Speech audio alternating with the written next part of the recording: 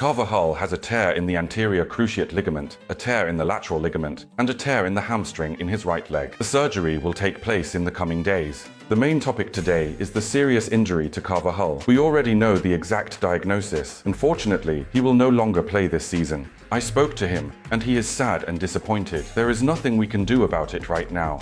These are the words of Ancelotti. He supported Dani Carvajal and further signaled to the team. When something like this happens to a player who is always motivated, it affects all the players and the entire team. We must respond. Last year, we reacted very well to injuries, and this year we need to make even more effort to ensure that injuries become a source of motivation for the rest of the squad, just as they were last season. Here is the tender message from Carvajal's wife and her post on Instagram. It still feels like a bad dream to see you sad and in so much pain, and yet trying to make me smile. I love you immensely and admire you, and now, let's applaud our beloved club for the next act. Literally just a few hours after Carvajal sustained his injury, Madrid announced the extension of the player's contract and wished him a speedy recovery. And here is Carvajal's cool reaction to this news. Thank you, Real Madrid. Carvajal has a lot ahead of him in white. I agree with the Madrid fans who reacted brilliantly to the news of the contract extension with Carvajal. These little things make the history of clubs. That's why I love Real Madrid. What a wonderful time and wise decision from Florentino Perez. Some clubs take advantage of injuries to reduce salaries and get rid of players, but Real Madrid, with Carvajal, has given a new lesson to everyone. After Carvajal's injury, it became clear that Madrid urgently needs a new defender this season. According to the latest information, Madrid will enter the transfer market in January to sign 1 or 2 players. One of them is likely to be the young defender from Leipzig, Costello Luquiba. He is a rising star. However, it is still unclear whether he will be released from Germany in the middle of the season. We will keep an eye on the news. And you know that the best way to keep track is through a special app for Madrid fans. I will leave the link in the description of this video, and here is what the top 4 most expensive footballers in the world look like today. It includes 3 players from Madrid, which is, of course, particularly pleasant news for us. Mbappe tops the ranking. His value is estimated at €232 million. In second place is Holland from Manchester City, just under €200 million. Next is Jude at €180 million and Vinicius Jr. at €175 million. At the same time, the Brazilian is the favorite to win the Ballon d'Or, and the Ballon d'Or award ceremony will take place very soon, on the 28th of October. During the match against Villarreal, what did the fans chant after Vinicius Jr. scored a goal against the opponent? Of course, they were chanting for the Ballon d'Or. I don't think any of us doubt that it will be Vini Jr. who receives the Ballon d'Or. Meanwhile, Madrid fans are wondering why Guler is playing so little in the new season. We thought that this season would be the main one for him, but if we look at the number of minutes played on the pitch, the young talented Turkish midfielder actually plays the least among the first-team players. Ancelotti only brings him on from the bench. For the match against Villarreal, we thought he would start in the starting lineup, but he again came on from the bench. There is insider information about why Ancelotti does not trust Guler with a place in the starting lineup. The thing is, Guler performs poorly in defense. Ancelotti is precisely looking for team balance at the start of this season. He is also searching for game balance. We see this match after match. If someone is not contributing defensively, like Guler, then, of course, he cannot start in the lineup. I think this is a reasonable explanation, and now a lot makes sense.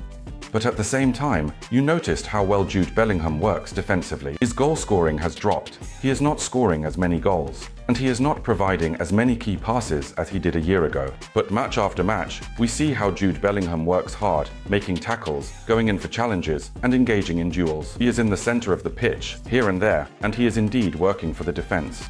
His style of play has changed. I think this is one of the requirements set by Ancelotti to maintain that balance. We no longer have Tony in the team, and we have too much of an attacking bias, with Mbappe, Vinicius Jr. and Rodrigo, if he comes on, so someone has to defend. This is exactly what Bellingham is currently focusing on. But there is also bad news regarding this. Bellingham is experiencing discomfort in his shoulder. It troubled him a year ago. It was thought that an operation was supposed to take place in the summer, but this operation was postponed. Jude felt comfortable, and now there has been another fall in the match against Alaves. He is experiencing shoulder pain again, and, perhaps, he will need surgery after all. This means we will be without Jude for about 2 to 3 months. Another injury. Amit. Another injury. How tired I am of this. In the past 2 years, 4 players have suffered a cruciate ligament tear. 4 players have been seriously injured. Courtois, Militao, Alaba, now Carvajal. And you know what the fans have noticed? Just look at how the shirts are hanging in the Madrid dressing room. Number 1, number 2, number 3, number 4. Who's next? Bellingham. If we follow this logic, Jude Bellingham is in danger. Stop the count at 4, please. Someone needs to take the number 5 off him. Amit, we need to give Vallejo the number 5. We don't need Vallejo to wear number 5. We don't want anyone to suffer a cruciate ligament tear. We just want this to end, for it to stop. Although, of course, by that logic from the 1st to the 4th number, the next 5th, of course, is concerning for Jude. Next week, there will be national team matches that we will be following, but many players from Madrid will not be joining their national teams during this break. Earlier, we discussed that Mbappé will not be playing for the French national team, nor will Mendy, as they need rest after their injuries. They will be training together with Real Madrid at home and preparing for the continuation of the season. Today there is new news. Lunin will also not be going to the Ukraine national team. Militaro has a minor injury and will not play for the Brazil national team. And thus we will try to better prepare for the continuation of the season. To be honest, when these tournaments are taking place, some have important matches, while others have less significant ones. I would like to see more players missing international matches with such a start to the season, when there are so many injuries. And rested, because the club calendar is extremely busy. So, if Militaro heals his injuries, and if the MVP heals his injuries, that would be great.